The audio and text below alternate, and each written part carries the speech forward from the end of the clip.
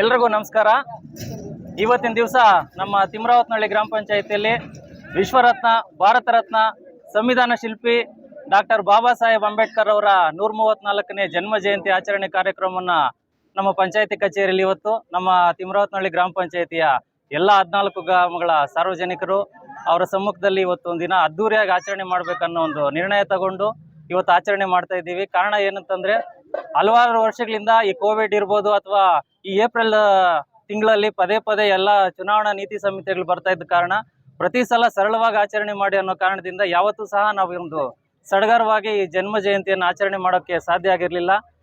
ಇವತ್ತಿನ ವರ್ಷ ಯಾವುದೇ ಅಂತ ಚುನಾವಣಾ ನೀತಿ ಸಂಹಿತೆಗಳು ಜಾರಿಯಲ್ಲಿ ಇರದ ಕಾರಣ ಅದ್ದೂರಿಯಾಗಿ ಎಲ್ಲ ಕಚೇರಿಗಳಲ್ಲೂ ಸಡಗರದಿಂದ ಆಚರಣೆ ಮಾಡಿ ಅಂತ ಮೊನ್ನೆ ಜಿಲ್ಲಾಡಳಿತ ಇರ್ಬೋದು, ತಾಲೂಕು ಆಡಳಿತ ಇರ್ಬೋದು ನಮಗೆ ಸೂಚನೆ ಕೊಟ್ಟಿದ್ದರ ಮೇರೆಗೆ ಎಲ್ಲ ನಮ್ಮ ಗ್ರಾಮ ಪಂಚಾಯತಿ ಆಡಳಿತ ಮಂಡಳಿಯೊಂದಿಗೆ ಚರ್ಚಿಸಿ ಒಂದು ಪೂರ್ವಭಾವಿ ಸಭೆಯನ್ನು ಮಾಡಿ ಯಾವ ರೀತಿ ಮಾಡಬೇಕು ಇದರ ರೂಪುರೇಷೆಗಳಂತ ಎಲ್ಲ ತೀರ್ಮಾನ ಮಾಡಿ ಇವತ್ತಿಷ್ಟು ಚೆನ್ನಾಗಿ ನಮಗೆ ಅದೊಂದು ಮೂಡಿ ಬಂದಿರೋದಕ್ಕೆ ನಮ್ಮೆಲ್ಲರ ಸಹಕಾರ ಕೂಡ ಇದೆ ಅಂತ ನಾನು ಹೇಳೋದಕ್ಕೆ ಇಷ್ಟಪಡ್ತೀನಿ.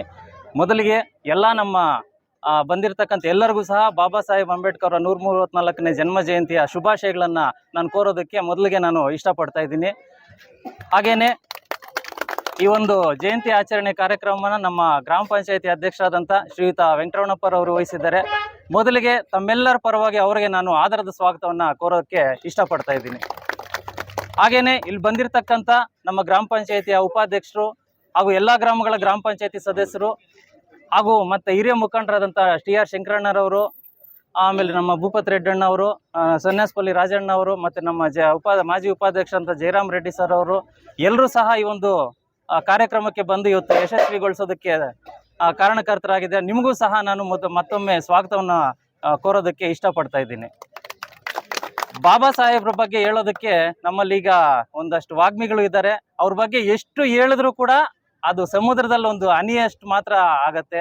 ನಮ್ಗೆ ತಿಳಿದಿರೋದು ಅಲ್ಪ ಮಾತ್ರ.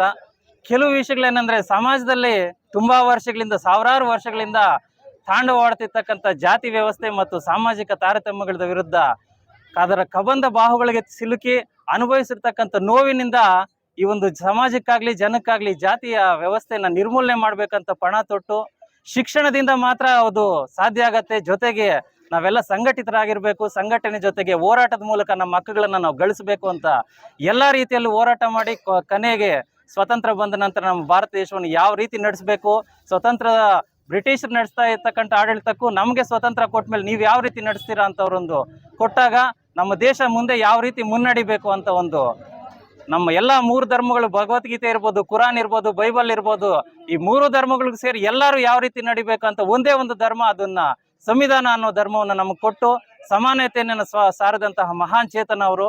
ಅವರ ಜನ್ಮದಿನದಂದು ಅವರ ಆದರ್ಶಗಳನ್ನು ನಾವು ಅರಿತು ಅವ್ರ ಆದರ್ಶಗಳು ನಡೆದು ಅದೇ ರೀತಿ ನಾವು ಪಾಲನೆ ಮಾಡ್ಬೇಕಂತ ಕೋರುತ್ತಾ ನನ್ನ ಒಂದು 2 ಮಾತಾಡೋದಕ್ಕೆ ಅವಕಾಶ ಕೊಟ್ಟಂತ ತಮ್ಮೆಲ್ಲರಿಗೂ ಒಂದಿಸ್ತಾ ನನ್ನ ಮಾತನ್ನು ಮುಗಿಸ್ತೀನಿ.